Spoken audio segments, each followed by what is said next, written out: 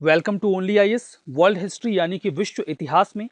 ये हम अपने इस लेक्चर के साथ हम शुरुआत करने वाले हैं फ्रेंच रिवॉल्यूशन के बारे में। फ्रेंच रिवॉल्यूशन जो 5 मई 1789 को यानी कि 1789 को शुरू हुआ और 9 नवंबर 1799 तक चलता रहा। 10 साल 6 महीने 4 दिनों के इस रिवॉल्यूशन के बाद ऐसा नहीं कि कोई डेमोक्रेसी आ गई। इस रिवॉल्यूशन के बाद शुरू हुआ the era of Napoleon, again a kind of dictatorship. लेकिन ये रिवॉल्यूशन कैसे आगे बढ़ा, इसने दुनिया को क्या दिया, इसका क्या महत्व रहा फ्रांस के लिए, इन सभी बातों पर हम चर्चा करेंगे। रिवॉल्यूशन का मतलब ये होता है कि पुरानी सत्ता को पूर्ण रूप से उखाड़ कर फेंक देना और नए ऑर्डर को स्टैब्लिश करना। तो कुछ ऐसा ही हुआ फ्रांस में भी।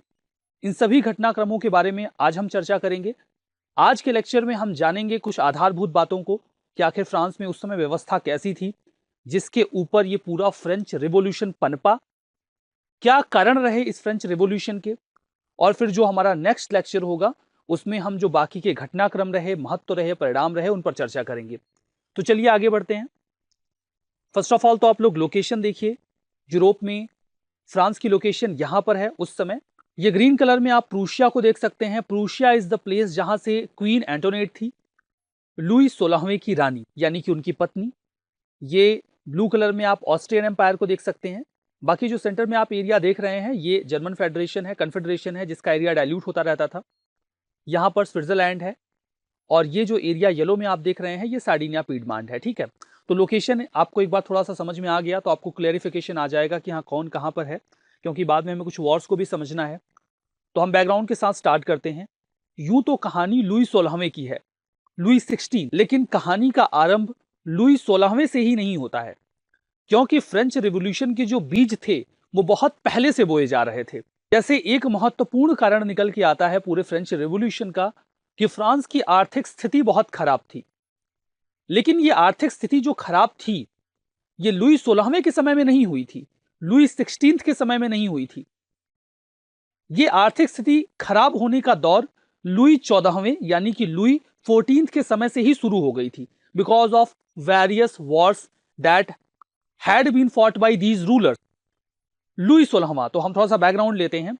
लुई 16वें के पहले जो उनके ग्रैंडफादर थे लुई 14वें यानी कि लुई 14, उन्होंने रूल किया फ्रांस में 1638 से लेकर अपनी डेथ तक, अपनी मौत तक, दैट वाज 1715। वो बर्बन डायनेस्टी के एक रूलर थे। बर्बन डायनेस्टी ने लगभग 200 सालों तक रूल किया फ्रांस पर। उन्होंने क्या क्या किया जब वो सत्ता में आए, तो उन्होंने सत्ता में आते ही, मैंने आपको बताया मिडिल एज में फ्यूडलिज्म का कॉन्सेप्ट चलता था और जो फ्यूडल लॉर्ड्स हुआ करते थे वो कई बार इतने स्ट्रांग हो जाते थे कि राजा की पावर को ही दबाने लगते थे। तो जो वैसे तो 15 सेंचुरी के बाद फ्यूडलिज्म खत्म होना शुरू हो गया था, लेकिन जब लुई 14वें सत्ता में आते हैं, लुई 14 सत्ता में आते हैं, तो उन्होंने फ्यूडलिज्म के जो कुछ रेमिनेंट बचे हुए थे उन्हें सबसे पहले खत्म किया। और जब उन्होंने उसे खत्म किया तो एक्चुअली में उन्होंने एब्सोल्यूट मोनार्की को स्टैब्लिश किया। मतलब एब्सोल्यूट मोनार्की का मतलब साफ है, राजा के पास सारी सत्ता होती है, राजा ही सारे फैसले लेता है और किसी अन्य व्यक्ति का उसमें इंटरफेरेंस नहीं होता। फ्रांस उस समय लुई 14वें के समय में बहुत ही ग्रेट लीडिंग पावर हुआ करता था और यही कारण है कि कई बार लुई 14वें को, लुई द 14th को द ग्रेट लुई 14th भी कहा जाता है। इनकी फॉरेन पॉलिसी में वॉर बहुत बड़ा हिस्सा था। वॉर ही इनकी पूरे फॉरेन पॉलिसी को डिफाइन करती थी। इनका मानना था कि अगर उन्हें अपनी ग्लोरी को आगे बढ़ाना है तो उन्हें वॉर लड़ने होंगे। सारे पॉलिटिकल लीडर्स को भी यही काम दिया जाता था कि वो स्ट्रेटजीज तैयार करें ताकि वॉर्स में जीत हो सके। यहां पर ये जो पिक्चर आप सबसे बड़ी पिक्चर देख रहे हैं ये लुई 14वें की पिक्चर है, उससे छोटी लुई 15वें की, और ये है लुई 16वें यानी कि लुई द 16। कई सारी लड़ाइयां लड़ी गई लुई 14वें के द्वारा, लुई 14 के द्वारा, और इन लड़ाइयों में बहुत सारा पैसा खर्च हुआ। यानी कि आर्थिक स्थिति लुई 14वें के समय से ही खराब होना शुरू हो गई थी। बहुत सारा कर्ज लुई 14वें ने ही ले लिया था। उसके बाद लुई द 15 सत्ता में आए। इन्होंने 1715 से लेके 1774 तक यानी कि अपनी मौत तक सत्ता पर ये बने रहे, अपने जीवन के अंत तक ही सत्ता पर बने रहे। इन्होंने भी कई सारे बैटल्स लड़े, कुछ में जीत कुछ में हार हासिल हुई। जैसे कि एक इन्होंने वॉर लड़ा था द बैटल ऑफ फॉन्टेन्यू, जिसमें एक तरफ ब्रिटिश और डच थे, दूसरी ओर फ्रांस था। लेकिन फ्रांस को 1745 के इस वॉर में जीत हासिल हुई थी। लेकिन उसके बाद बहुत ही डिजास्ट्रस 7 ईयर वॉर लड़ा गया, जिसके बारे में हम पहले चर्चा कर चुके हैं। 7 ईयर वॉर कई सारे कॉन्टिनेंट्स पे लड़ा गया, बहुत लंबे समय तक 7 साल तक चला यह वॉर था, जिसमें फ्रांस को बहुत बुरी तरीके से हार का सामना करना पड़ा। और ये हैं लुई 15वें, जिनके समय में ये 7 ईयर वॉर लड़ा गया था। इस वॉर में बहुत पैसा खर्च हुआ था, बहुत ज्यादा पैसा खर्च हुआ था फ्रांस का, और फ्रांस को इसमें हार का सामना भी करना पड़ा था। तो लुई 15वें के समय में जो स्थिति थी वो बहुत ज्यादा खराब हो चुकी थी। और उसके बाद जब इनकी मृत्यु होती है तो लुई द 16th, लुई 16वां सत्ता पर आता है। लुई 16वां जब सत्ता पर आता है तो उसे लिगेसी के तौर पे बहुत ही बुरी स्थिति में फ्रांस मिला था, और वो इस स्थिति को संभाल नहीं पाया। उसका भी अंत वैसे ही हुआ। उसे फ्रेंच रेवोल्यूशन के दौरान गिलोटिन पे जान से मार दिया गया। गिलोटिन एक लोहे का ऐसा एक प्लेट होता था जिसे ऊपर से गिराया जाता था, धारदार प्लेट होती थी, और यहां पर नीचे सिर रख दिया जाता था। ये प्लेट नीचे गिरता था और सिर कट जाता था। इसे आसान मौत माना जाता था क्योंकि इसमें व्यक्ति तड़पता नहीं था, एक झटके में जान चली जाती थी।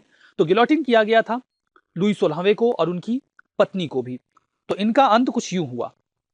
तो पहले हमने अंत की बात कर ली, शुरुआत और मध्य तो अभी बचा हुआ है, पूरी कहानी बची हुई है, और हमने लुई 16वें का अंत कर दिया। खैर कोई बात नहीं है, हम आगे बढ़ेंगे और जानेंगे कि आखिर लुई 16वें का इतना बुरा अंत हुआ क्यों, आखिर ऐसी कौन सी स्थितियां थी।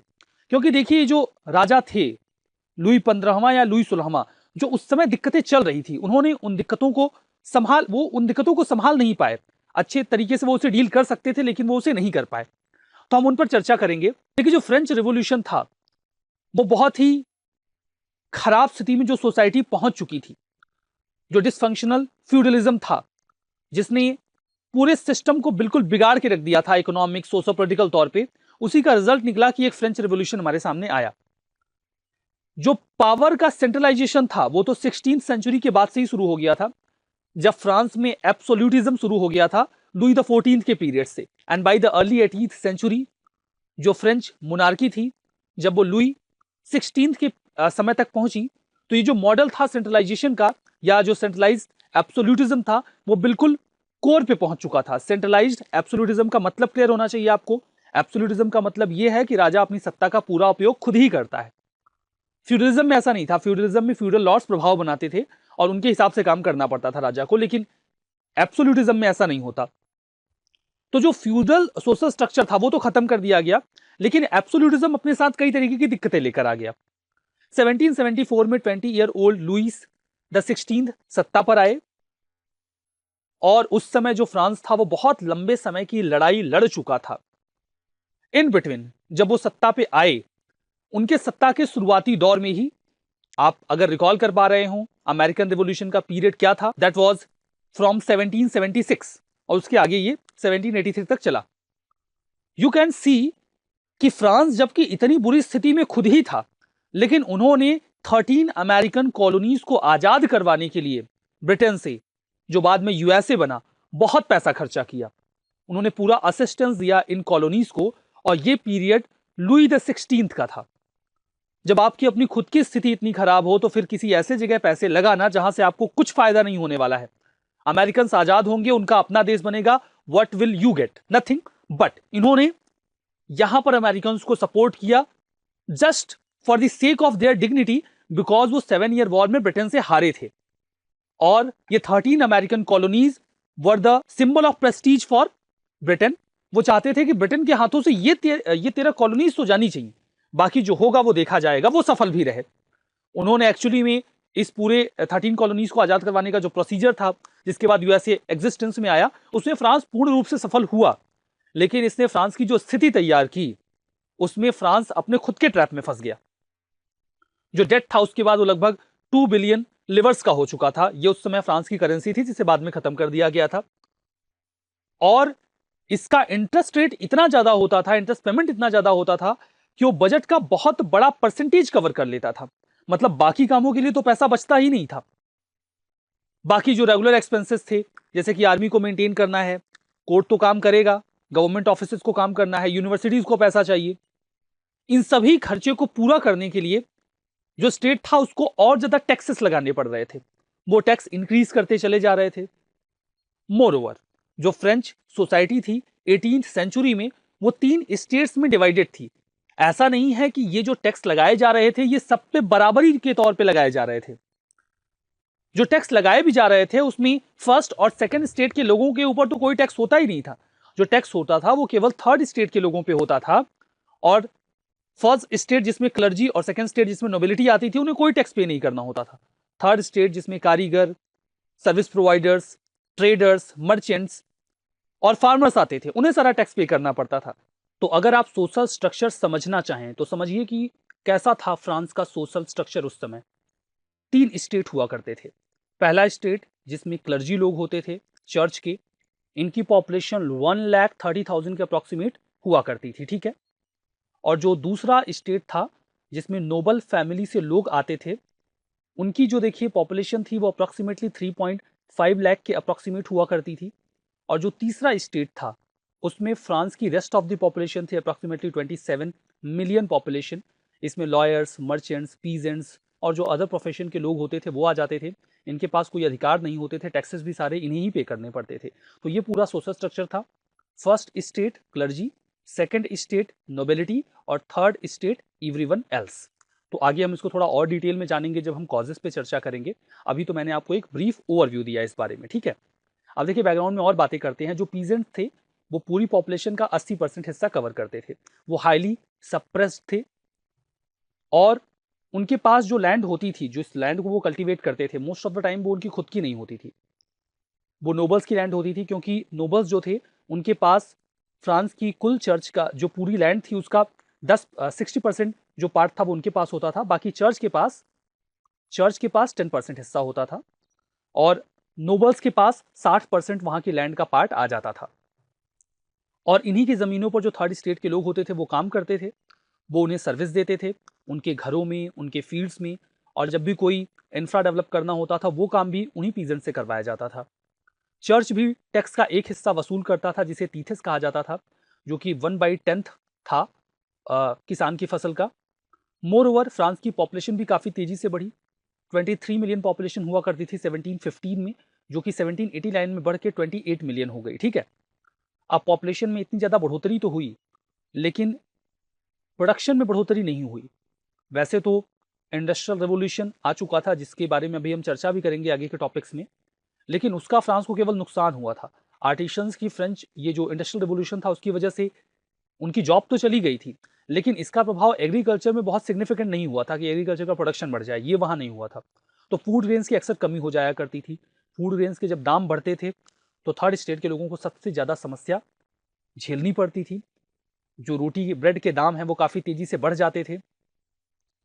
जो वेजेस थे वो नहीं बढ़े, मतलब जो लोग सर्विस प्रोवाइडर्स थे उनके पास पैसे नहीं होते थे। जब भी इन्फ्लेशन आ जाता था, किसी भी प्रोडक्ट के दाम बढ़ जाते थे, तो जो गैप था पुअर और रिच के बीच में वो लगातार बढ़ता चला गया और फसलें भी बार बार फेल हो रही थी, तो दिक्कतें और ज़्यादा बढ़ती चली जा रही थी। 18th सेंचुरी में एक सोशल ग्रुप इमर्ज हो रहा था फ्रांस में, that was middle class. Middle class एक ऐसा तबका था जो व्यापार करता था, जो चीज़ों का प्रोडक्शन करता था, जिनके पास पैसा था लेकिन उनके पास समाज में इज्जत नहीं थी, रेस्पेक्ट नहीं थी, डिग्निटी नहीं थी, जो नोबल क्लास के लोगों के पास होती थी। तो वो काफ़ी डिससेटिस्फाइड थे। इनमें मर्चेंट, मैन्युफैक्चरर्स आते थे। इसके अलावा देखिए थर्ड स्टेट में और भी लोग होते थे, लॉयर्स और एडमिनिस्ट्रेटिव ऑफिशियल्स भी होते थे। ये लोग बहुत एजुकेटेड थे। इनका ये मानना था कि हर व्यक्ति के पास कुछ प्रिविलेजेस होने चाहिए उसके मेरिट के बेसिस पर। और जो प्रिविलेज है ये बर्थ के बेसिस पे नहीं मिलेगा, जैसे कि नोबिलिटी में होता था। अगर किसी नोबल का बेटा है तो फिर उसे नोबिलिटी का वो टैग मिल ही जाया करता था, मेरिट की कोई इंपॉर्टेंस वहाँ थी नहीं। तो इससे काफ़ी डिससेटिस्फाइड था ये मिडिल क्लास। इसके अलावा फ्रीडम और इक्वल लॉज एंड अपॉर्चुनिटी, ऐसे कई सारे आइडियाज़ कुछ फिलोसफर्स स्प्रेड कर रहे थे, like John Locke, Jean Jacques Rousseau. इससे भी लोग काफ़ी प्रभावित थे। कुल मिला के फ्रेंच रिवोल्यूशन मानवता के इतिहास में एक बहुत बड़ा मोड़ था, जिसने मेडिवल मोनार्कियल एब्सोल्यूटिज्म को ख़त्म कर दिया और जो feudal laws and social equality थी उसको भी समाप्त कर दिया। इसने एक आइडिया ऑफ रिपब्लिकनिज्म इमर्ज किया, जिसमें यह माना गया कि जो लोग रूल कर रहे हैं उन्हें रूल के द्वारा चुना जाना चाहिए, जो लोग रूल किए जा रहे हैं उनके द्वारा चुना जाना चाहिए। लिबर्टी, इक्वलिटी और फ्रेटर्निटी, ये 3 जो कॉन्सेप्ट थे इन्होंने पूरी दुनिया को बहुत आगे बढ़ाया। इनका प्रसार फ्रेंच रिवोल्यूशन के बाद ना केवल यूरोपियन कॉन्टिनेंट पे हुआ बल्कि दुनिया के अन्य हिस्सों में भी हुआ। तो देखिए ये तो हमने एक बेसिक आइडिया लिया, एक बेसिक अंडरस्टैंडिंग डेवलप करने की कोशिश की फ्रेंच रिवोल्यूशन के बारे में। अब आइए कारणों पर चर्चा करते हैं। कारण हम देखेंगे political, social economic, philosophical and then American revolution. तो आइए चर्चा करते हैं। सबसे पहले पॉलिटिकल कॉज की बात करते हैं। देखिए, फ्रांस एक डायनेस्टी के द्वारा रूल किया जा रहा था, नाम था बर्बन डायनेस्टी। बर्बन डायनेस्टी के लोग पॉलिटिकल एब्सोल्यूटिज्म में बिलीव रखते थे, यानी कि राजा के पास सारी सत्ता होनी चाहिए, राजा मनमाने तरीके से डिसीजंस लेगा, उसके ऊपर किसी का भी प्रभाव नहीं होना चाहिए। इसके अलावा बर्बन डायनेस्टी के लोग divine right theory of kingship में भी बिलीव करते थे। इसका मतलब यह है कि राजा धरती पर ईश्वर का प्रतिनिधि होता है, किसी भी व्यक्ति के पास ये अधिकार नहीं कि राजा की अवहेलना करे। राजा की अवहेलना करने का अर्थ है ईश्वर की अवहेलना करना, और राजा ईश्वर के अलावा और किसी भी व्यक्ति के प्रति उत्तरदायी नहीं है। ठीक है, अब इतना ज्यादा बढ़ा चढ़ा के बताया जाता था किसी भी किंग के बारे में कि किसी भी सामान्य व्यक्ति के लिए राजा का विरोध करना लगभग असंभव होता था। एब्सोल्यूट मोनार्की जो लुई 14वें के समय में शुरू हुई, लुई द 14 के समय से शुरू हुई, वो लुई द 16 के समय तक आते आते बिल्कुल टॉप पे पहुंच गई। हालांकि उसके बाद वो डीजेनरेट होना शुरू हुई और फिर उसके बाद तो खत्म ही कर दिया गया। लुई द 15 उन प्रॉब्लम्स को खत्म नहीं कर पाया जो ओल्ड ऑर्डर में बनी हुई थी। लुई द 16 भी इनएफिशिएंट था अपने कामों को लेकर, और इसीलिए वो जो दिक्कतें उसके सामने थी उनको डील नहीं कर पाया।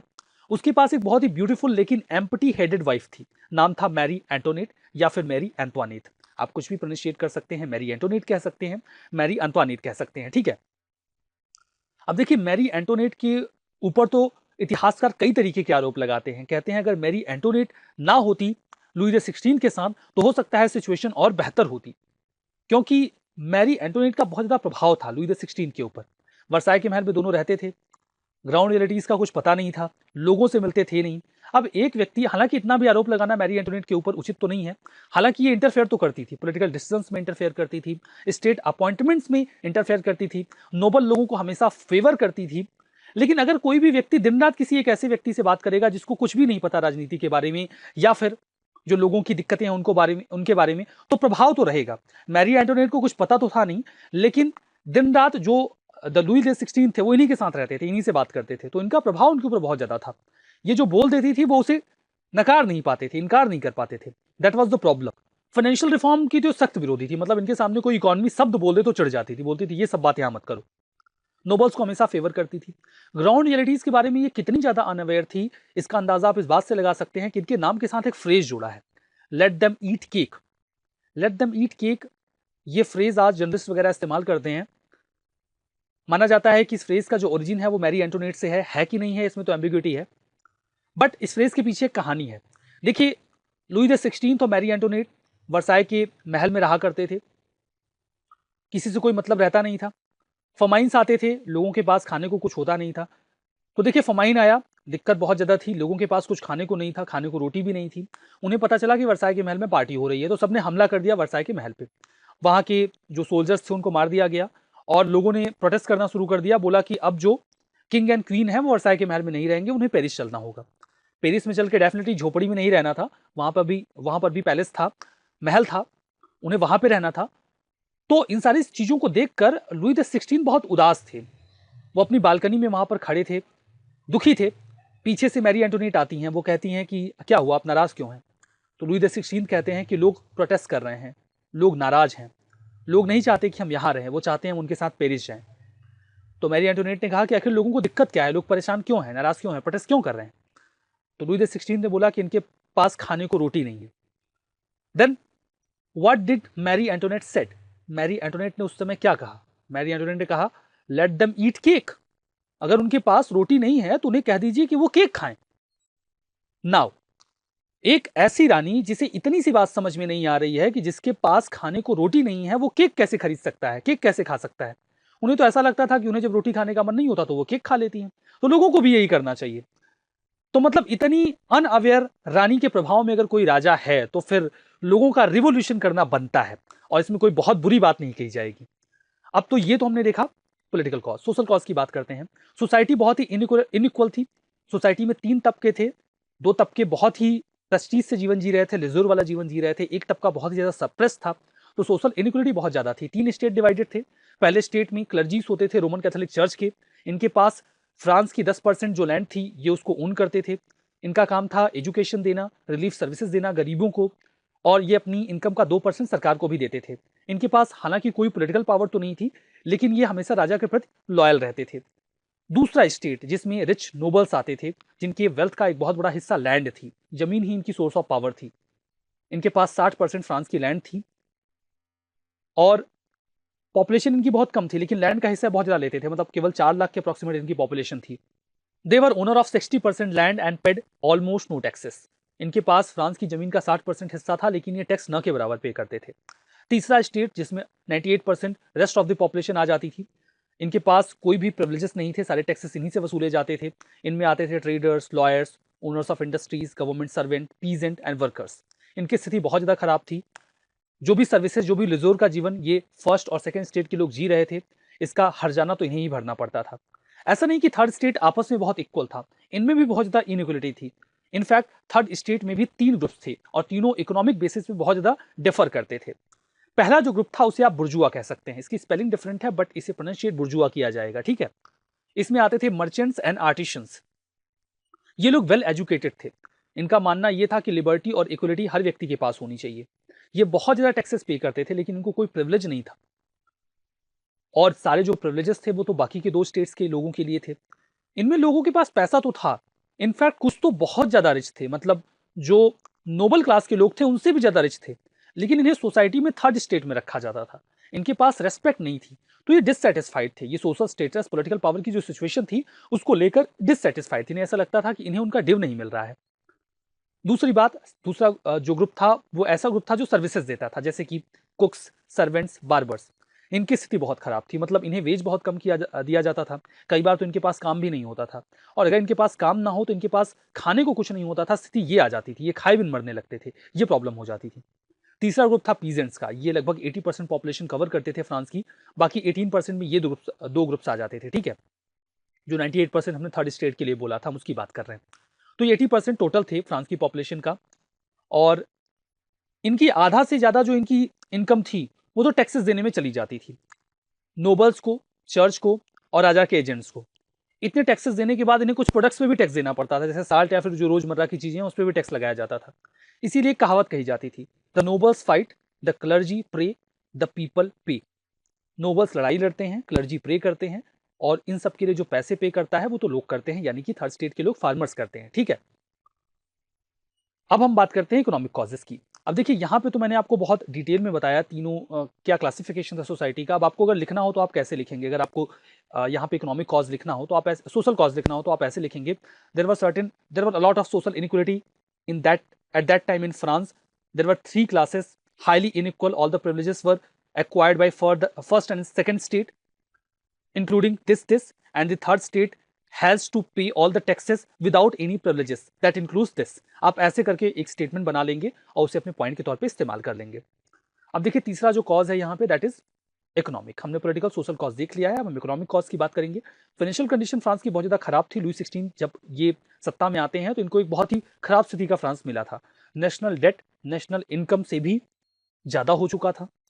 राजा ने इस सिचुएशन को ओवरकम करने के लिए जो पोस्ट थी किंगशिप में उसको बेचना शुरू कर दिया। मतलब आपको सरकार में कोई पद चाहिए तो पैसे दीजिए। उसे लगा किसी तरीके से कुछ तो पैसे हैं, लेकिन करप्शन बहुत ज़्यादा बढ़ गया।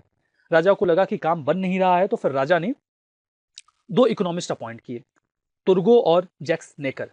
इन्हें director general of finance declare किया गया बारी बारी से।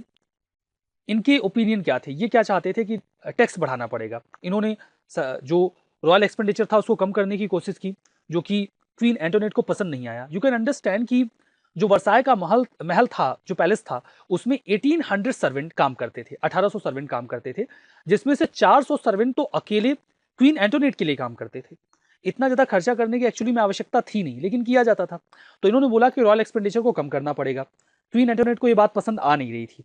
इसके अलावा इन्होंने सरकार की इनकम बढ़ाने के लिए कुछ सजेशंस दिए। इन्होंने कहा कि टैक्स बढ़ाना पड़ेगा।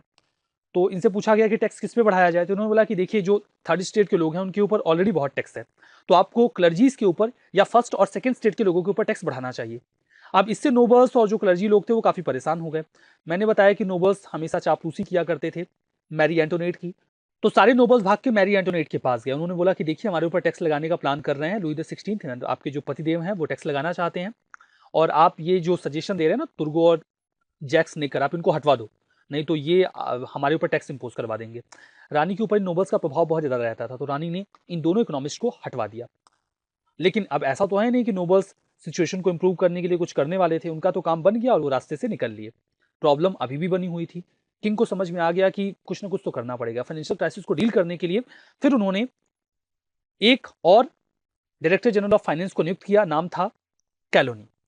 कैलोनी ने भी, कोई और ऑप्शन था नहीं एक्चुअली में, फाइनेंशियल क्राइसिस से उबरने का सिर्फ एक ऑप्शन था, टैक्स इंपोज किया जाए। उन्होंने कहा कि टैक्स लगाते हैं। राजा ने पूछा टैक्स किसके ऊपर लगाएं? बात वही थी कि नोबल्स के ऊपर टैक्स लगाया जाए। राजा ने बोला ठीक है, कोई विकल्प नहीं है तो लगाते हैं। तो राजा ने कहा कि नोबल्स के ऊपर टैक्स लगाया जाएगा, लेकिन नोबल्स अड़ गए। नोबल ने कहा नहीं, आप हमारे ऊपर टैक्स नहीं लगा सकते। राजा ने बोला क्यों नहीं लगा सकते? इन्होंने बोला कि आपको अगर हमारे ऊपर टैक्स लगाना है तो आपको स्टेट जनरल की मीटिंग बुलानी पड़ेगी। राजा ने बोला स्टेट जनरल क्या होता है? ये तो 175 सालों से कभी बैठा ही नहीं है, ये बहुत पुरानी बात है, किसी पुराने जमाने में इतिहास में स्टेट जनरल आया करता था। बोले चाहे जब आया करता था, लेकिन अगर आपको अब टैक्स लगाना है तो स्टेट जनरल की मीटिंग बुलानी पड़ेगी। जब तक स्टेट जनरल की मीटिंग नहीं होगी तब तक हमारे ऊपर आप टैक्स नहीं लगा सकते। स्टेट जनरल की मीटिंग 175 सालों से कभी नहीं बुलाई गई थी। 175 साल बाद 1789 में स्टेट जनरल की मीटिंग को बुलाया गया। अब स्टेट जनरल की मीटिंग आने से क्या फायदा होने वाला था नोबल्स को, मैं आपको ये बता देता हूं। स्टेट जनरल में तीनों स्टेट्स के लोग आते थे। फर्स्ट स्टेट से 300 लोग आते थे, सेकंड स्टेट से 300 लोग आते थे, और थर्ड स्टेट से 600 लोग आते थे। अब जो वोटिंग होती थी वो कंबाइंड वोटिंग नहीं होती थी, एक हाउस मुद्दे पर फैसला करता था। जैसे आज कोई बिल पहले लोकसभा में पास होता है तो मानते हैं कि हाँ एक हाउस से पास हो गया, फिर राज्यसभा से पास होता है, दूसरे हाउस से पास हो गया, बिल्कुल ऐसे ही यहां पर होता था। पहले ये 300 लोग बैठते थे, फिर डिस्कस करते थे टैक्स लगाएं कि ना लगाएं। अब ये 300 लोग बैठे, इन्होंने कहा कि टैक्स लगाएं कि ना लगाएं। इन्होंने बोला नो, टैक्स नहीं लगाएंगे नोबल्स के ऊपर। फिर ये बैठेंगे, ये कहेंगे टैक्स लगाएं ना लगाएं, तो इन्होंने बोला नो, नोबल्स के ऊपर टैक्स नहीं लगाएंगे। फिर ये 600 बैठे, थर्ड स्टेट के लोग। अब भाई इन्हें तो नोबल से कोई लगाव है नहीं, प्लस ये तो वैसे ही टैक्स के तले दबे हुए हैं, तो ये चाहेंगे नोबल्स के ऊपर टैक्स लगे। इन्होंने बोला यस। लेकिन अब ये इवेल्युएशन कैसे होगा कि दो लोगों ने बोला है नो और एक व्यक्ति ने बोला है यस, यानी कि 2 और 1 से वोटिंग खारिज, टैक्स नहीं लगेगा। ये सिस्टम था। तो ये जो नोबल क्लास के लोग थे उन्हें ये पता था कि स्टेट जनरल की मीटिंग आएगी तो उनके ऊपर टैक्स नहीं लग सकता, क्योंकि 300 मतलब एक स्टेट को एक वोट माना जाता था। लेकिन जब थर्ड स्टेट के लोग आए, उन्हें समझ में आ गया कि ये प्लानिंग चल क्या रही है फर्स्ट और सेकंड स्टेट के लोगों की, तो उन्होंने बोला कि ऐसे होगी ही नहीं वोटिंग। उन्होंने बोला कि अब इतने साल बाद जब स्टेट जनरल की मीटिंग ऑर्गेनाइज करवाई गई है तो सबको एक साथ बिठाओ 1200 लोगों को, और फिर फैसला होगा टैक्स लगेगा कि नहीं लगेगा। अगर ऐसा होता तो फिर ये तो 600 थे, तो फिर ये जीत सकते थे, पूरी संभावना थी कि जीत ही जाते। बिकॉज कुछ लोग ऐसे थे नोबिलिटी में जो कि सिंपैथी रखते थे थर्ड स्टेट के लोगों के साथ। कुछ क्लर्जीज में मैंने आपको बताया हो नहीं बताया हो, क्लर्जीज में भी 2 क्लासेस थे, एक अपर क्लर्जी, दूसरा लोअर क्लर्जी। अपर क्लर्जी तो बड़े मौज से जीवन जीते थे, लेकिन लोअर क्लर्जी के लोग भी परेशान होते थे। वो लोगों के घर में पूजा पाठ करवाते थे, और जो एक्चुअली में काम था क्लर्जीज का वो वही करते थे, और वो बहुत खुश होते नहीं थे, उनके पास बहुत रिसोर्सेस नहीं थे, तो वो भी नाराज रहते थे। तो उनकी भी सिंपैथी थी थर्ड स्टेट के लोगों के साथ। तो ये तय था कि अगर कंबाइंड मीटिंग बैठती तो थर्ड स्टेट के लोग जीतते और टैक्सेस लगते। तो इसके बाद फिर ये जो पूरा क्राइसिस इमर्ज हुआ, उसके बाद रिवोल्ट आगे बढ़ा, ये कहानी हम समझेंगे। अभी तो खैर आप इकोनॉमिक कॉज समझिए कि टेक्सास इकोनॉमिक सिचुएशन बहुत ज्यादा खराब थी, इस वजह से भी जो रिवोल्यूशन था वो आगे बढ़ा। फिलोसॉफिकल कॉज देखिए, उस समय बहुत सारे फिलोसफर्स आए जिन्होंने आइडियाज दिए। जो एक राजा का दैवीय सिद्धांत चलता था, डिवाइन थ्योरी ऑफ किंगशिप चलती थी, लॉक ने उसका विरोध किया। उन्होंने बोला कि ये सब कुछ नहीं है कि मतलब भगवान ने राजा को भेजा है, उनका कोई विरोध नहीं करेगा, गलत बात है। राजा जो सत्ता में है वो तो राजा और प्रजा के बीच का एक समझौता है। उसे वो सोशल कॉन्ट्रैक्ट थ्योरी में अपने बताते हैं कि राजा को सत्ता इसलिए दी गई है ताकि वो अपनी प्रजा की लाइफ, लिबर्टी एंड प्रॉपर्टी को सिक्योर कर सके, और ये कोई एब्सोल्यूट राइट नहीं है। अगर राजा ये काम नहीं कर पाता है तो उसे उसके पद से हटा सकती है जनता, और उसे हटना पड़ेगा। रूसो भी एक नया आइडिया लेकर आए जनरल विल का, कि लोगों के हितों में ही काम करना चाहिए, जनरल विल ड्रॉ करनी चाहिए। सोशल कॉन्ट्रैक्ट में उन्होंने अपनी ये बात कही। फिर मॉन्टेस्क्यू ने देखा कि सब लोग कुछ ना कुछ बोल रहे हैं, तो मॉन्टेस्क्यू ने सोचा कि हम भी कुछ बोलते हैं, तो मॉन्टेस्क्यू ने कहा बंटवारा।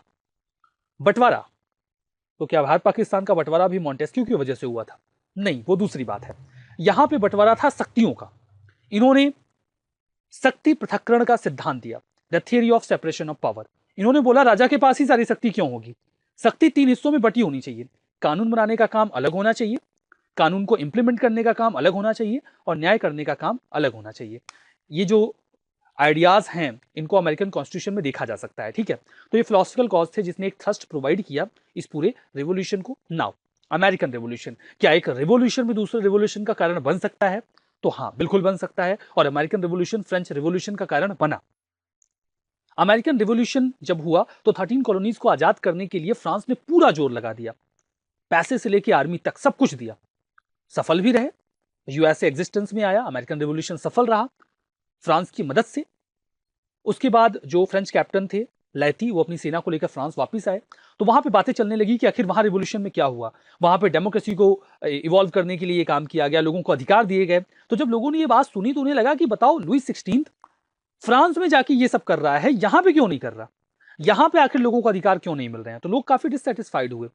तो एक आइडियोलॉजिकल बेस तैयार हो गया फ्रेंच रेवोल्यूशन के लिए। केवल आइडियोलॉजिकल बेस नहीं हुआ, बल्कि एक इकोनॉमिक बेस भी तैयार हो गया, क्योंकि बहुत सारा पैसा खर्च कर दिया गया था अमेरिकन रेवोल्यूशन में, और अब फ्रांस के पास पैसे नहीं थे। ठीक है, तो देखिए, ये हमने कई सारे कॉजेस यहां पे डिस्कस किए।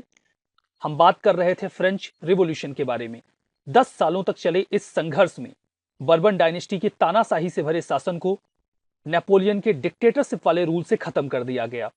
तो आखिर क्या रिजल्ट्स हुए इस फ्रेंच रिवॉल्यूशन के, किस आधार पर इसे क्रिटिसाइज किया जा सकता है, और कौन से ऐसे घटनाक्रम थे जिनके आधार पर ये सभी इवैल्यूएशंस किए जाते हैं।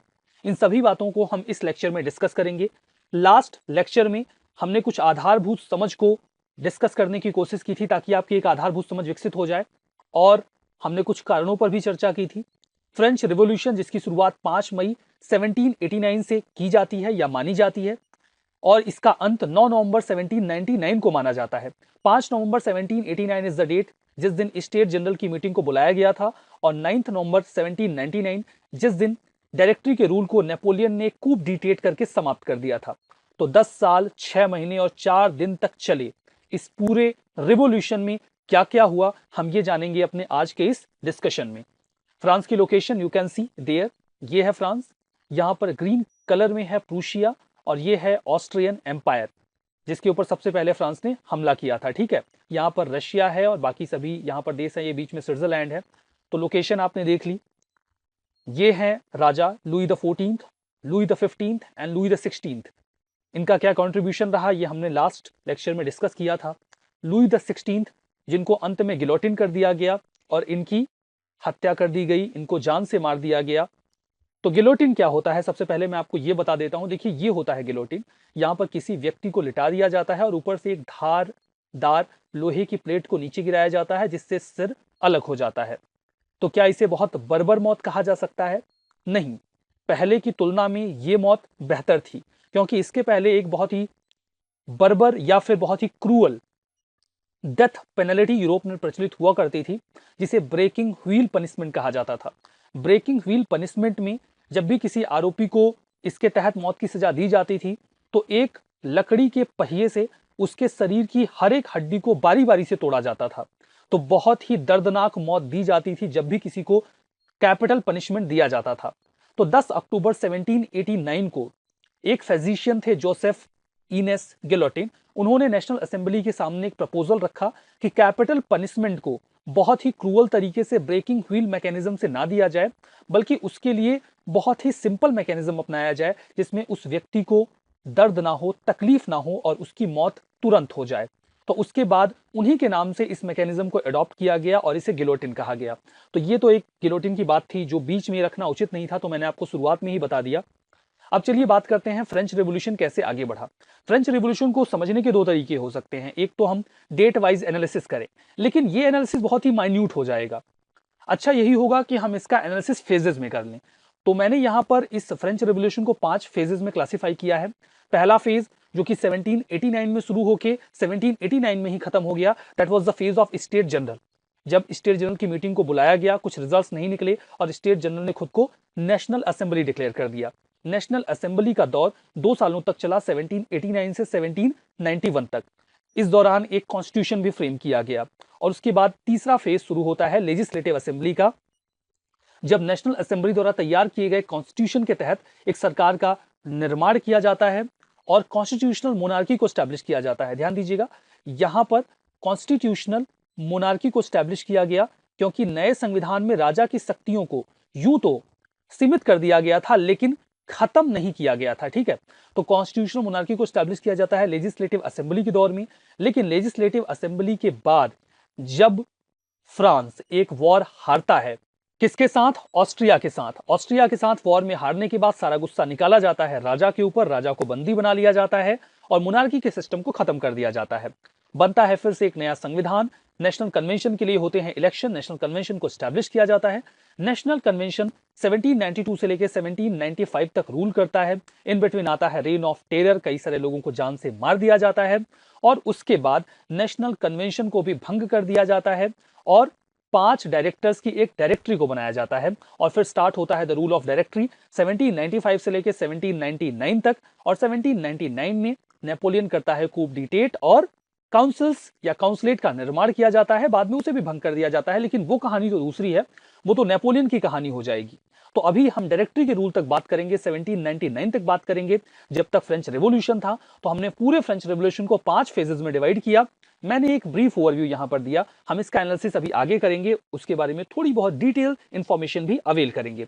तो ये स्टार्ट करते हैं फेज 1 के साथ, जिसे कहा जा सकता है the phase of state general. State क्या होते हैं मैंने आपको बता दिया था, 3 स्टेट में पूरी फ्रेंच सोसाइटी डिवाइडेड थी, first state, second state and third state. Third state में आते थे सभी ग्रास रूट लेवल के लोग, किसान, कारीगर, व्यापारी, सभी लोग। फर्स्ट स्टेट में क्लर्जीमैन और सेकेंड स्टेट में नोबल्स। तो मई 1789 में लुई द 16 ने स्टेट जनरल की मीटिंग को बुला लिया। जैसा कि हमने लास्ट टाइम डिस्कस किया था कि जो सेकंड स्टेट के लोग थे वो चाहते थे कि अगर नए रूल्स को इंपोज किया जाए, नए टैक्सेस को इंपोज किया जाए, तो ये टैक्सेस स्टेट जनरल के द्वारा ही इंपोज किए जाएं, ताकि उनके ऊपर टैक्स इंपोज ना किया जाए, क्योंकि ऐसी मांग चल रही थी कि नोबल्स के ऊपर भी टैक्सेस लगाए जाएं। तो स्टेट जनरल की जब मीटिंग को बुलाया गया ताकि नए टैक्सेस जो प्रपोज्ड हैं उनको फाइनल किया जा सके, उनको पास किया जा सके, तो इस स्टेट जनरल में तीनों स्टेट से लोग आए। फर्स्ट स्टेट से 300 लोग, सेकंड स्टेट से 300 लोग और थर्ड स्टेट से 600 लोग। देखिए, पीजेंट्स, आर्टिशंस, वुमेन, इनको थर्ड स्टेट के जो रिप्रेजेंटेटिव थे उनमें एंट्री नहीं दी गई थी, ध्यान दीजिएगा। Voting in state general in the past had been conducted according to principle that each state had 1 vote. काफी दिनों के बाद इस पूरी स्टेट जनरल की मीटिंग को बुलाया गया था, काफी सालों के बाद बुलाया गया था। तो इसके पहले जब वोट्स होते थे तो एक स्टेट के पास एक वोट होता था, ठीक है। लेकिन अभी जब 175 साल के बाद स्टेट जनरल की मीटिंग को बुलाया गया तो यहां पर यह डिसाइड किया गया कि एक स्टेट के पास एक वोट नहीं होगा, एक कंबाइंड मीटिंग को ऑर्गेनाइज किया जाएगा और फिर डिसीजन होगा कि टैक्सेस को इंपोज किया जाए अथवा ना किया जाए, जिससे कि सेकंड स्टेट और फर्स्ट स्टेट के लोग असहमत थे और ये मांग थर्ड स्टेट के द्वारा की जा रही थी। लेकिन इस बार लुई द 16 ने सेम प्रैक्टिस को जारी रखने पर जोर दिया और जो थर्ड स्टेट के लोग थे वो इससे काफी नाराज हो गए। उन्होंने असेंबली को छोड़ दिया, वो वापस चले गए, जहां पर वो चाहते थे कि हर मेंबर के पास एक वोट होना चाहिए। उनकी मांग को नहीं माना गया तो उन्होंने उस ज्वाइंट मीटिंग को छोड़ दिया, ठीक है। This was one of the democratic principle put forward by philosophers like Rousseau. और ये जो मांग की जा रही थी थर्ड स्टेट के लोगों के द्वारा, ये जो फिलोसफर्स थे, रूसो, लॉक, जो मानते थे कि हर व्यक्ति महत्वपूर्ण है, उनके आइडियाज से प्रभावित मांग थी जिसे वो पूरा करना चाह रहे थे। प्रपोजल के रिजेक्ट होने के बाद उन्होंने असेंबली को छोड़कर प्रोटेस्ट करना शुरू कर दिया, ठीक है। थर्ड स्टेट ये मान रहे थे कि जो फ्रेंच नेशन है, जो फ्रांस के लोग हैं, वो उनके रिप्रेजेंटेटिव हैं, इसीलिए उनके पास ज्यादा जिम्मेदारी है। उसके बाद वो वापस से उन्होंने कहा कि वो अपने आप को नेशनल असेंबली डिक्लेयर करेंगे, ठीक है।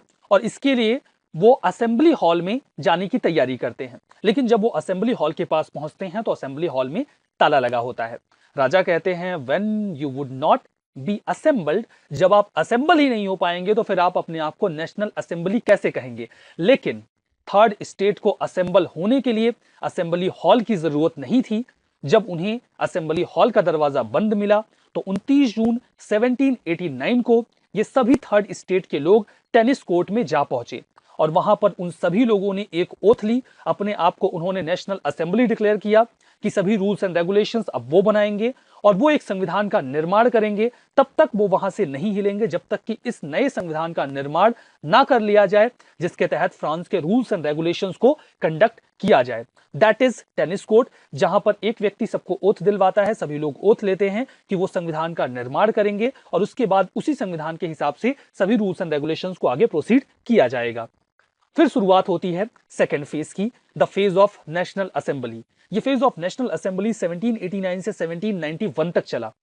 देखिए, नेशनल असेंबली जब थर्ड स्टेट ने अपने आप को नेशनल असेंबली डिक्लेयर कर दिया, उसके बाद जब एक और वो लोग वर्साई का जो टेनिस कोर्ट था या वो जो वर्साई के महल के पास वो कॉन्स्टिट्यूशन बनाने में लगे हुए थे, दूसरी ओर फ्रांस में बहुत ही अफरा तफरी मची हुई थी।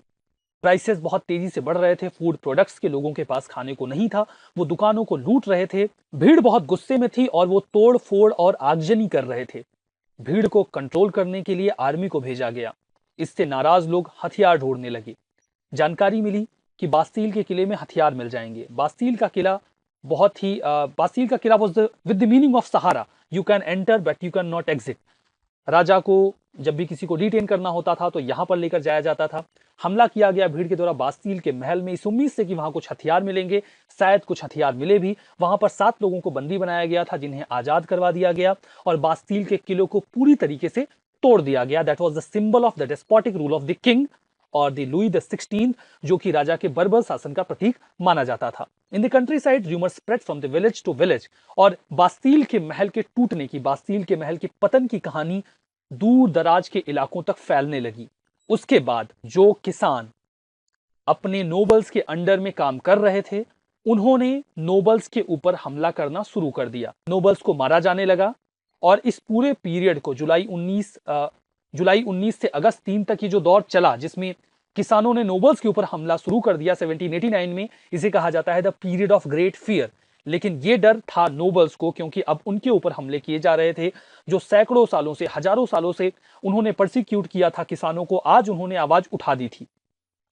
बहुत सारे नोबल्स अपने घरों को छोड़कर आस पड़ोस के देशों में भाग गए। कहानी आगे बढ़ती है। Power of his revolting subject, Louis the 16 finally accorded recognition to the national assembly. एक और नेशनल असेंबली संविधान बनाने के काम में लगी हुई थी, दूसरी ओर लोग लुई द 16 से नाराज थे। लुई द 16 ने मौके की नजाकत को समझा और उन्होंने नेशनल असेंबली को रिकॉग्नाइज कर लिया, स्वीकार कर लिया और उन्होंने ये भी मान लिया कि उनके अधिकारों को, उनकी शक्तियों को एक संविधान के द्वारा सीमित किया जा सकता है। उन्हें कोई आपत्ति नहीं है। On the night of the 4th of August 1789, the assembly passed a decree abolishing feudal system of obligation and taxes. देखिए, 4 अगस्त 1789 को इस असेंबली ने फ्यूडल सिस्टम को खत्म करने की, समाप्त करने की घोषणा कर दी। इन बिटवीन जैकोबिन क्लब भी इमर्ज होने लगा।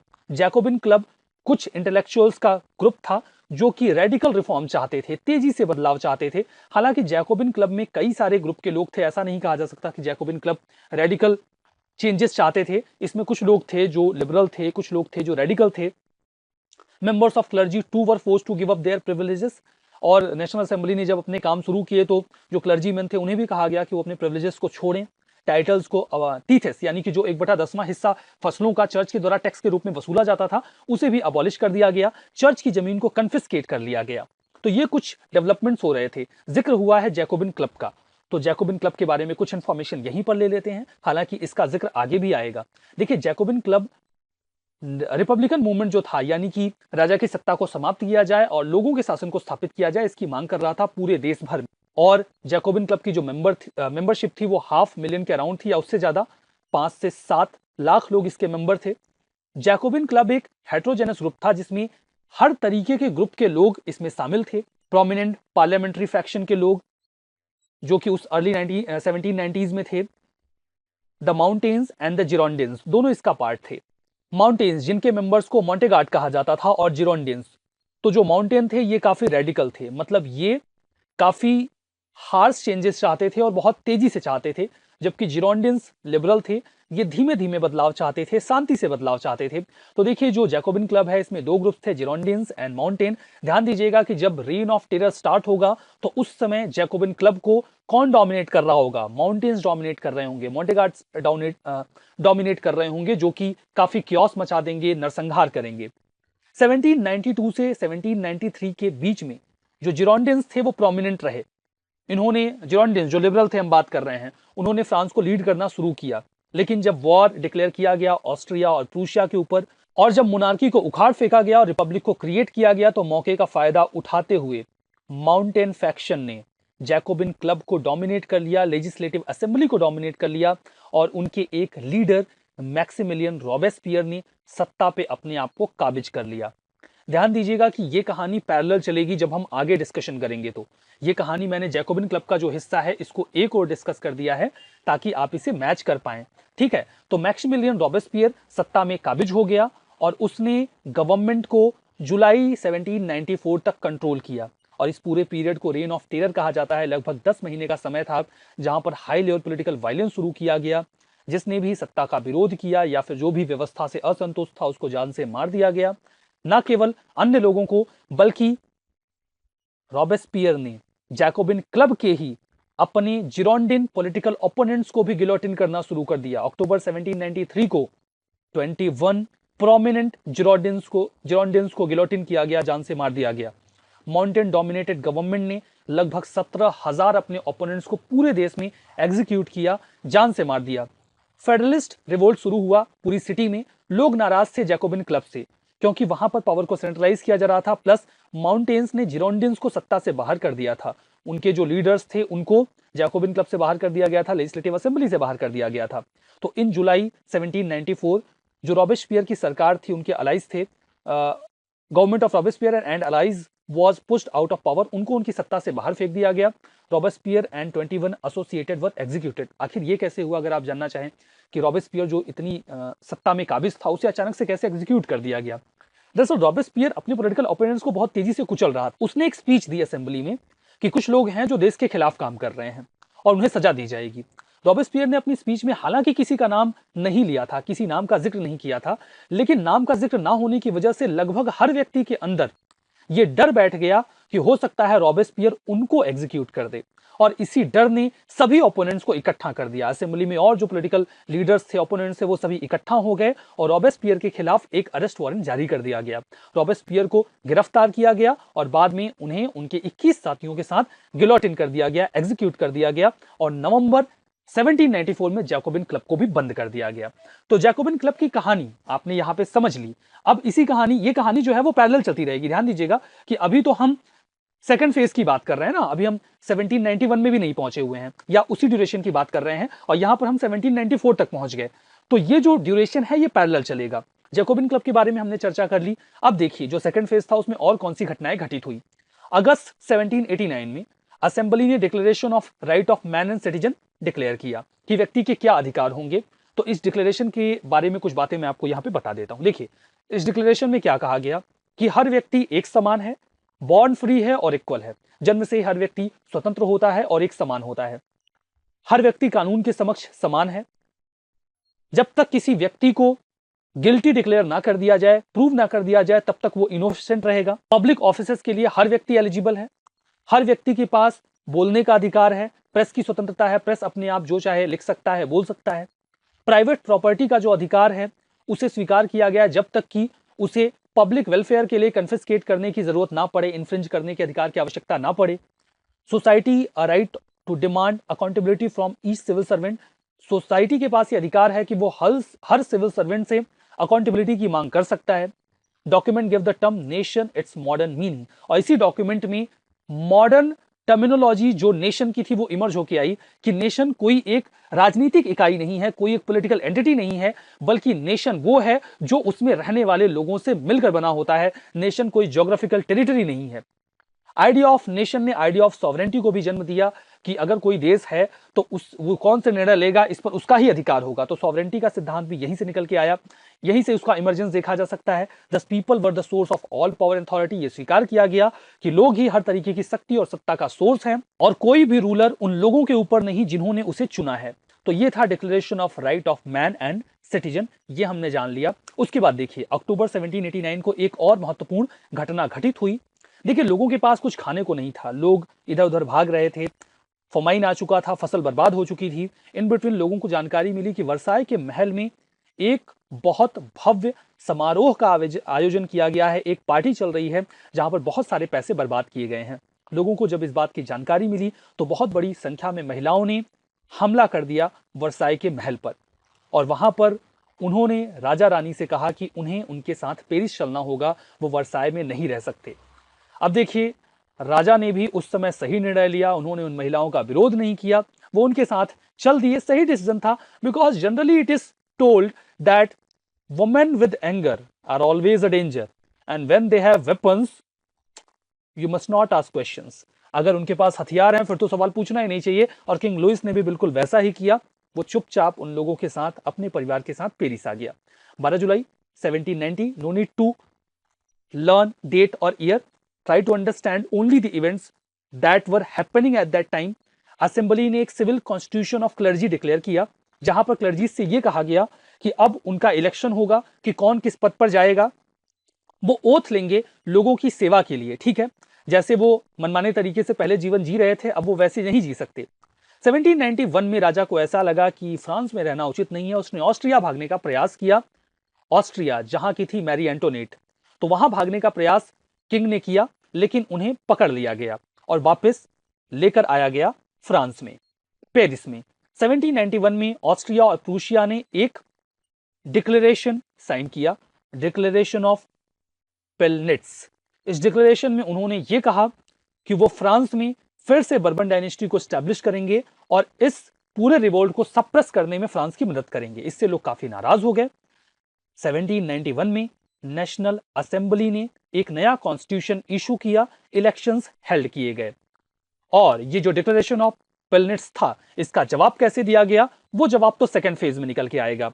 तो हम आगे बढ़ेंगे और बात करेंगे थर्ड फेज की। सेकंड फेज की तो हम बात कर ही रहे थे, तो थर्ड फेज में हम आते हैं, the phase of legislative assembly. मैंने बताया इलेक्शंस कंडक्ट करवाए गए, नए कॉन्स्टिट्यूशन को डिक्लेयर किया गया और इस इलेक्शन के तहत, हालांकि इस इलेक्शन में जो वोटिंग राइट दिए गए थे वो काफी लिमिटेड थे। 25 साल की उम्र से ऊपर के जो लोग थे, जिनके पास कुछ प्रॉपर्टी थी, उन्हें ही वोटिंग का राइट दिया गया था। बट फाइनली लेजिस्लेटिव असेंबली को बना दिया गया। ये लेजिस्लेटिव असेंबली 1791 से अगस्त 1792 तक काम करता रहा। नए कॉन्स्टिट्यूशन के हिसाब से जो नई लेजिस्लेटिव असेंबली का गठन किया गया था, ये 1791 में मिलती है और इसके साथ ही कॉन्स्टिट्यूशनल मोनार्की को स्टैब्लिश किया जाता है। मतलब राजा को शक्तियां तो दी गई थी, लेकिन ये शक्तियां बहुत ही सीमित थी, ठीक है। तो कॉन्स्टिट्यूशनल मोनार्की का फेज स्टार्ट होता है थर्ड फेज के साथ। यहां पर नोबल्स की एक्टिविटीज को कर्ब किया गया लेजिस्लेटिव असेंबली के द्वारा कानून पास करके। हालांकि राजा ने इस कानून को अपना अप्रूवल नहीं दिया और इसके खिलाफ अपना वीटो इंपोज कर दिया। When the revolution broke out, many of the nobles emigrants managed to escape from France. जैसे मैंने बताया, जब लोग विरोध कर रहे थे, जब इस पूरे संविधान को बनाया जा रहा था, लोग हमले कर रहे थे, आगजनी कर रहे थे, तो बहुत सारे नोबल्स, एमिगर्स भाग गए थे। एमिग्रेंट से बना है एमिगर्स, तो वो फ्रांस से भागकर आस पड़ोस के देशों में चले गए थे, ठीक है। दे कैरिड आउट प्रोपेगेंडा। जब वो बाहर गए तो उन्होंने प्रोपेगेंडा स्टार्ट कर दिया कि फ्रांस में रिवोल्यूशन को कैसे दबाया जाए। उन्होंने प्रूशिया और जो बाकी के देश थे उनसे मदद मांगी और इसका रिजल्ट ये निकला कि डिक्लेरेशन ऑफ पेलनिट्स को साइन किया गया, जिसका जिक्र मैंने अभी पहले किया, पिछले स्लाइड में किया, जिसमें यह कहा गया प्रूशिया और ऑस्ट्रिया के द्वारा कि वो फ्रांस में बर्बन डायनेस्टी को रिस्टैब्लिश करेंगे। अब इससे फ्रांस में जो सत्ता थी वो काफी नाराज हो गई। उन्हें ऐसा लगा कि ऐसे कैसे, मतलब ये हमारे ऊपर हमला करेंगे बर्बन डायनेस्टी को रिस्टैब्लिश करने के लिए। तो 1792 में फ्रांस ने पहले ही ऑस्ट्रिया और प्रूशिया पर वॉर डिक्लेयर कर दिया। हालांकि उन्होंने वॉर ऑस्ट्रिया पे किया था, पहले हमला ऑस्ट्रिया पे किया था, प्रूशिया ने ऑस्ट्रिया को ज्वाइन कर लिया। अब देखिए, ये जो नई नई रिवोल्यूशनरी आर्मी बनी थी, ये इतनी कैपेबल थी नहीं कि ऑस्ट्रिया और प्रूशिया की संयुक्त आर्मी को हरा सके। तो ऑस्ट्रिया ने इल इक्विप्ड रिवोल्यूशनरी आर्मी को हरा दिया। इससे लोग काफी दुखी थे, नाराज थे, गुस्से में थे और ये जो गुस्सा था ये निकला राजा के ऊपर। पेरिस में मॉब ने रॉयल पैलेस के ऊपर हमला किया। रिवोल्यूशनरीज ने फ्रांस के जो राजा थे उनके खिलाफ जो ये हमला किया गया था, इसमें सभी जो गार्ड्स थे उनको मार दिया गया और रॉयल फैमिली को इम्प्रिजन कर दिया गया, जेल में बंद कर दिया गया। राजा के सारे अधिकारों को खत्म कर दिया गया और उनके खिलाफ केस चलाया गया। इन बिटवीन सितंबर 1792 में फ्रांस की आर्मी ने प्रूशिया और ऑस्ट्रिया की आर्मी को बेल्जियम पे रोक दिया। हालांकि वो फ्रांस में आके बर्बन डायनेस्टी को रिस्टैब्लिश करना चाहते थे, लेकिन वो ऐसा कर नहीं सके। इस बात से लोग बहुत नाराज थे राजा के ऊपर कि राजा ने कॉन्स्पिरेसी की है और बाकी की जो नोबल्स एक्चुअली उन्होंने ये पूरी कॉन्स्पिरेसी तैयार की थी। इन बिटवीन जो एक पॉलिटिकल ग्रुप था जैकोबिन क्लब, उसमें भी गैप शुरू हो गए थे, उसमें भी विरोध शुरू हो गया था माउंटेन्स एंड जिरोंडिन्स के बीच में, दोनों में मतभेद होने लगा था। माउंटेन्स रेडिकली चेंज चाहते थे, जिरोंडिन्स थोड़े लिबरल थे, तो ये दिक्कत हो रही थी। देखिए, ये एक अलग पॉलिटिकल ग्रुप था, ठीक है। अब ये एक पॉलिटिकल ग्रुप है जिसके मेंबर्स असेंबली में भी थे, तो अगर इनके बीच में कोई दरार पैदा हो रही है तो असेंबली में भी वो दरार दिखने लगेगी, यही बात चल रही थी। तो देखिए, जब राजा को जेल में बंद कर दिया गया, उनके खिलाफ केस शुरू कर दिया गया, तो फिर ये लगा कि अभी जो कॉन्स्टिट्यूशन बनाया गया था ये तो वर्थलेस हो गया, क्योंकि इसमें तो कॉन्स्टिट्यूशनल मोनार्की को स्टैब्लिश किया गया था और राजा को तो हमने जेल में बंद कर दिया, तो अब ना राजा रह गया ना कॉन्स्टिट्यूशनल मोनार्की रह गई, तो फिर ये कॉन्स्टिट्यूशन कैसे काम करेगा। तो उसके बाद नए कॉन्स्टिट्यूशन को बनाने का सिलसिला शुरू किया गया और फिर शुरुआत हुई चौथे फेज की, जिसे कहा जाता है the phase of national convention. ये सितंबर 1792 से 1795 तक पूरा फेज चलता रहा। तो देखिए सितंबर 1792 में कन्वेंशन ने मोनार्की को अबॉलिश कर दिया और फ्रांस को एक रिपब्लिक डिक्लेयर कर दिया गया। देखिए फ्रांस रेडिकल्स का थ्रेट फेस कर रहा था, तो लेजिस्लेटिव जो असेंबली थी उन्होंने लिमिटेड मिनॉर्की का जो आइडिया था उसको छोड़ दिया, जो हमने बात की कि राजा को तो बंदी बना लिया गया तो मोनार्की का सिस्टम खत्म हो गया। उन्होंने जो कॉन्स्टिट्यूशन था उसको भी किनारे कर दिया 1991 में, और नए इलेक्शंस कंडक्ट करवाए गए नए कॉन्स्टिट्यूशन के तौर पे, और नेशनल कन्वेंशन 1792 में मिला, इसने मोनार्की को खत्म किया और फ्रांस को एक रिपब्लिक डिक्लेयर कर दिया गया। और अभी जो इलेक्शंस हुए थे वो नेशनल कन्वेंशन के लिए हुए थे, ठीक है। तो नेशनल कन्वेंशन के लिए जो इलेक्शंस हुए, यहां पर कुछ ज्यादा अधिकार दिए गए। Adult male citizens were granted the right to vote. अब प्रॉपर्टी वाला जो सिस्टम था वो खत्म कर दिया गया। ये कह दिया गया सभी जो एडल्ट मेल हैं, मतलब 21 के ऊपर जो लोग भी हैं वो वोट कर सकते हैं। हालांकि वुमेन को अभी भी वोटिंग राइट नहीं दिया गया था, बट जो पहला इलेक्शन किया गया था उसके कंपैरिजन में ज्यादा वोटिंग राइट यहाँ पर दिए गए थे। तो हमने देखा ये दूसरी बार संविधान बनाया जा रहा है। जनवरी 21 को जो केस चल रहा था लुई द 16 के ऊपर, उस पूरे केस में उन्हें गिल्टी डिक्लेयर करके गिलोटिन कर दिया गया, जान से मार दिया गया। नेशनल कन्वेंशन को अब जैकोबिन्स कंट्रोल कर रहे थे, क्योंकि नेशनल कन्वेंशन में वो भारी संख्या में जीत के आए थे और उनकी मेजोरिटी थी, तो वो उन्होंने राजा के एग्जीक्यूशन को भी कंट्रोल किया था, उन्होंने उन्हें एग्जीक्यूट भी करवाया था। After the execution of king and queen, बाद में मैरी एंटोनेट को भी जान से मार दिया गया, उनको भी गिलोटिन कर दिया गया था। जब राजा और रानी दोनों को गिलोटिन कर दिया गया फ्रांस में, तो आस पड़ोस के देशों में काफी डर फैल गया। तो उन्होंने एक कोलेशन तैयार किया। ग्रेट ब्रिटेन, हॉलैंड, स्पेन और प्रूशिया, इन सभी लोगों ने, और ऑस्ट्रेलिया नहीं, मैंने गलती से बोला ऑस्ट्रिया, इन 5 देशों ने एक साथ मिलकर एक कोलेशन अलायंस तैयार किया और इसे कहा जाता है the first coalition.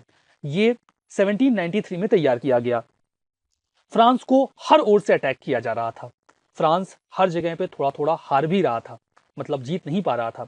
Jacobian leaders जो थे उन्होंने इस नए खतरे को समझते हुए जो इस पूरे खतरे को डील करने के लिए एक कमेटी ऑफ पब्लिक सेफ्टी का गठन किया। मतलब फ्रांस के लोगों की सुरक्षा की जाएगी इन बाहरी खतरों से, इसके लिए पब्लिक सेफ्टी की कमेटी का गठन किया गया, कमेटी ऑफ पब्लिक सेफ्टी, और इसका जो हेड था वो बना रॉबेस्पियर। रॉबेस्पियर का जिक्र पहले भी आ चुका है। रॉबेस्पियर ने क्या क्या किया था ये मैंने आपको जैकोबिन क्लब का जो एक स्लाइड डिस्कस की थी उसमें बता दिया था। और पब्लिक सेफ्टी को जब स्टैब्लिश किया गया, कमेटी ऑफ पब्लिक सेफ्टी को, जिसका हेड था रॉबेस्पियर, उसके साथ ही साथ रेन ऑफ टेरर स्टार्ट होता है। जैकोबिन्स ने कॉन्स्टिट्यूशन को सस्पेंड कर दिया। ध्यान दीजिए, दूसरी बार संविधान बना था और दूसरी बार संविधान को सस्पेंड कर दिया गया। कमेटी ऑफ पब्लिक सेफ्टी का गठन किया गया, सारी पावर्स पब्लिक सेफ्टी के पास आ गई। ये एक तरीके की एग्जीक्यूटिव बॉडी थी। लेजिस्लेचर अपना काम करेगा, लेकिन जो एग्जीक्यूटिव बॉडी के तौर पे काम करेगी वो पब्लिक सेफ्टी काम करेगी, कमेटी ऑफ पब्लिक सेफ्टी। तो कमेटी ऑफ पब्लिक सेफ्टी को हेड कौन कर रहा था? रॉबेस्पियर। रॉबेस्पियर क्या करता है?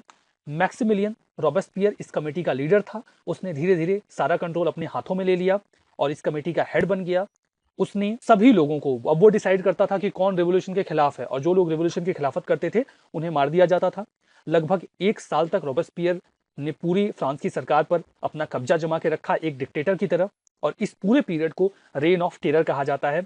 इस रेन ऑफ टेरर में लगभग 2100 लोगों को गिलोटिन किया गया था, जबकि खुद रॉबेस्पियर को गिलोटिन कर दिया गया 1794 में। मतलब 1794 में रॉबेस्पियर को एग्जीक्यूट करने से पहले उसने लगभग 2100 लोगों को जान से मारा था। 2100 मुझे ये डेटा मिला, बट कुछ जगहों पर मैंने इस डेटा को 17,000 या 21,000 भी देखा है, तो ये डेटा बहुत कम बताया गया है यहाँ पर। That actually does not matter, you can understand कि उसने बहुत बड़ी संख्या में लोगों को मारा था, ठीक है। With the fall of Robespierre the reign of terror gradually came to an end. और जब रॉबेस्पियर को एग्जीक्यूट कर दिया गया तो जो रेन ऑफ टेरर था वो धीरे धीरे खत्म हो गया। जो रिवोल्यूशनरी ट्रिब्यूनल था, एक ट्रिब्यूनल था जिसमें लोगों को एग्जीक्यूट किया जाता था। सिचुएशन ये थी कि मॉर्निंग में एग्जीक्यूशन होता था और दोपहर में उसे गिलोटिन कर दिया जाता था, जान से मार दिया जाता था। तो ये जो रिवोल्यूशनरी ट्रिब्यूनल था, जो सभी लोगों को ये डिक्लेयर करता था किसे मारना है किसे नहीं मारना है, उसे सस्पेंड कर दिया गया, खत्म कर दिया गया। कमेटी ऑफ पब्लिक सेफ्टी को भी रिस्ट्रिक्ट कर दिया गया और अंत में जैकोबिन क्लब को भी बंद कर दिया गया। चर्चेस को रीओपन किया गया फरवरी 1795 में, जिसे रॉबेस्पियर ने बिल्कुल बंद कर दिया था। National convention made new constitution, और जो नेशनल कन्वेंशन था इसने नए कॉन्स्टिट्यूशन का निर्माण किया। ध्यान दीजिए, ये तीसरी बार संविधान बनाया जा रहा है, ठीक है। अगस्त 22 को 1795 में नए कॉन्स्टिट्यूशन को अडॉप्ट किया गया और 5 मेंबर्स की डायरेक्टरी को एस्टैब्लिश किया गया। ध्यान दीजिएगा, कि पहले एग्जीक्यूटिव की बॉडी के तौर पे पब्लिक सेफ्टी काम कर रही थी, कमेटी ऑफ पब्लिक सेफ्टी काम कर रही थी, और कमेटी ऑफ पब्लिक सेफ्टी जो पहले एग्जीक्यूटिव बॉडी की तरह काम कर रही थी, अब उसकी जगह एक 5 मेंबर्स की डायरेक्टरी ने ले ली। ठीक है, क्योंकि कमेटी ऑफ पब्लिक सेफ्टी में एक व्यक्ति रॉबर्टसफियर ने सत्ता को अपने हाथों में ले लिया था, इसीलिए सेंट्रलाइजेशन ना हो, इसीलिए इसमें 5 मेंबर्स को विद इक्वल राइट डायरेक्टरी में रखा गया। और फिर शुरू होता है हमारा 5वां phase, the rule of directory, 1795 से 1799 के बीच में। एग्जीक्यूटिव पावर्स इस डायरेक्टरी के पास थी, जिसमें 5 मेंबर्स थे। लेजिस्लेटिव पावर्स 2 हाउसेस में थी, पहला हाउस था काउंसिल ऑफ 500 और दूसरा हाउस था काउंसिल ऑफ एंशिएंट्स। ठीक है, दो इनका काम था ये कानून बनाए, और एग्जीक्यूटिव बॉडी जो पहले कमेटी ऑफ पब्लिक सेफ्टी हुआ करती थी वो अब डायरेक्टरी बन गई। नेपोलियन बोनापार्ट उस समय पेरिस में था, लोग काफी असंतुष्ट थे, उन्होंने नेशनल कन्वेंशन के ऊपर हमला किया। नेपोलियन बोनापार्ट से कहा गया कि आप हमें बचाइए। नेपोलियन बोनापार्ट ने नेशनल कन्वेंशन को बचा लिया, और उसके बाद नेपोलियन बोनापार्ट एक बहुत ही प्रोमिनेंट लीडर के रूप में इमर्ज होने लगा। हालांकि इसका रोल अभी बाद में आएगा, बट यहां पर इसके बाद इसकी शुरुआत हो जाती है। फ्रांस के इंटरनल पॉलिटिक्स में बोनापार्ट का जो नेपोलियन बोनापार्ट का जो रोल था वो शुरू हो जाता है। अक्टूबर 26, 1795 को कन्वेंशन ने अपने आप को डिसॉल्व कर दिया, बोला कि भाई हम नहीं हैं, और डायरेक्टरी जो है वो सारे काम करेगी। 1798 में फ्रांस ने स्विट्जरलैंड, रोम, नेपल्स इन सभी पर जीत हासिल की। हालांकि इजिप्ट में उन्हें थोड़ी बहुत हार का सामना करना पड़ा। 1799 में सेकेंड कोलिशन तैयार हुआ, Austria, Russia, Turkey, great Britain, और उन्होंने फ्रेंच आर्मी के ऊपर हमला करके फ्रेंच आर्मी को पीछे ढकेल दिया। 1799 में कई सारी डिफीट्स के बाद फ्रांस को नीदरलैंड्स, स्विट्जरलैंड में विक्ट्री हासिल हुई, और फ्रांस की मिलिट्री की पोजीशन और बेहतर हुई। लेकिन डायरेक्टरी जो थी वो चूंकि कई बार हार चुकी थी, तो उसका जो पब्लिक सपोर्ट था वो घट गया था। अब लोग डायरेक्टरी को पसंद नहीं कर रहे थे, उन्हें ऐसा लग रहा था कि डायरेक्टरी उन्हें जीत हासिल नहीं करवा पा रही है। जबकि दूसरी ओर जो नेपोलियन था उसका ओहदा बढ़ता चला जा रहा था, क्योंकि उसके बाद कई सारे वॉर्स में नेपोलियन ने फ्रांस को जीत दिलाई थी। तो जो डायरेक्टरी का सपोर्ट था वो घटने लगा था, और इस बात की जानकारी नेपोलियन बोनापार्ट तक भी पहुंच गई थी। अल्टीमेटली 9 नवंबर 1799 को, उसके पहले जब बोनापार्ट इजिप्ट से वापस आ चुका था अक्टूबर में, तो 9 नवंबर 1799 को नेपोलियन एक कूप डिटेट करता है और डायरेक्टरी को अबॉलिश कर दिया जाता है। काउंसिलेट का निर्माण किया जाता है, जिसमें होते हैं 3 मेंबर्स, जिसमें पहला काउंसिल होता है नेपोलियन बोनापार्ट, और नेपोलियन बोनापार्ट बाद में इस काउंसिल को भी खत्म करेगा, खुद को डिक्टेटर डिक्लेयर कर देगा, और इन बिटवीन थर्ड अलायंस तैयार होगा। ध्यान दीजिएगा, 2 कोलेशन जो है वो बन चुके हैं। एक कोलेशन पहले बना था, दूसरा कोलेशन 1799 में बन रहा है, 2 कोलेशन बन चुके हैं, तीसरा कोलेशन बनेगा जिससे लड़ेगा नेपोलियन बोनापार्ट। तो डायरेक्टरी रूल यहां पर हुआ, और 9 नवंबर 1799 को जब स्कूप डिटेट के बाद नेपोलियन बोनापार्ट सत्ता पर काबिज हो जाता है, तो यहां पर फ्रेंच रिवॉल्यूशन की समाप्ति मान ली जाती है इतिहासकारों के द्वारा। तो ये पूरा फ्रेंच रिवॉल्यूशन हमने यहां पर डिस्कस किया। अब आइए देखते हैं रिजल्ट क्या हुआ इस रिवॉल्यूशन का। फ्रेंच रिवॉल्यूशन, इसने एक नए एरा की, नए इतिहास की शुरुआत की। मानवता के लिए लिबर्टी, इक्वलिटी और फ्रेटर्निटी, इन प्रिंसिपल्स को स्टैब्लिश किया गया। बर्बन डायनेस्टी की जो मोनार्कियल रूल था उसको समाप्त कर दिया गया। ठीक है, रिवॉल्यूशन ने टिरेनी को, जो राजा की दैवी शक्तियों का अधिकार था, डिवाइन राइट और कंजर्वेटिज्म, इन सभी चीजों को एकदम अस्वीकार किया, और जो फ्यूडल लॉर्ड्स की एक संस्था बनाई गई थी उसे समाप्त कर दिया गया। एट द सेम टाइम ये रिपब्लिक को स्थापित करने में असफल रहा। फ्रेंच रिवॉल्यूशन में कई सारे वायलेंस के बाद फिर से नेपोलियन बोनापार्ट एक डिक्टेटर के तौर पे खुद को स्थापित करने में सफल रहा। अब आइए देखते हैं क्या प्रभाव रहा इस फ्रेंच रिवॉल्यूशन का, इंपैक्ट क्या हुआ।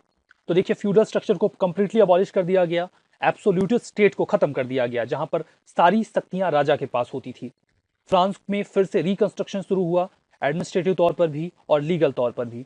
स्लेवरी को समाप्त कर दिया गया, ये बहुत बड़ा कंट्रीब्यूशन माना जाता है।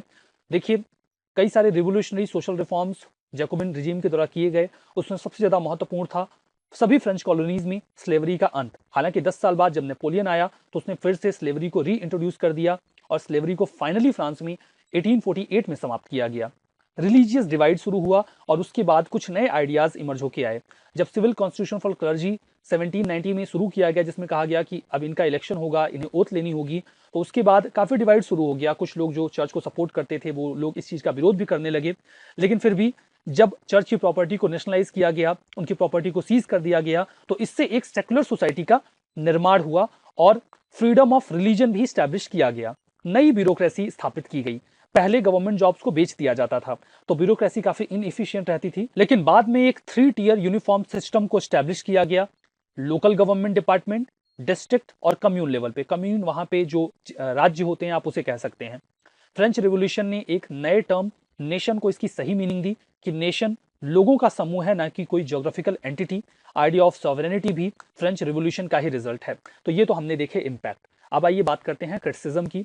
देखिए, फ्रेंच रिवॉल्यूशन को भी काफी लिमिटेड सक्सेस ही मिल पाई अपने ऑब्जेक्टिव्स में।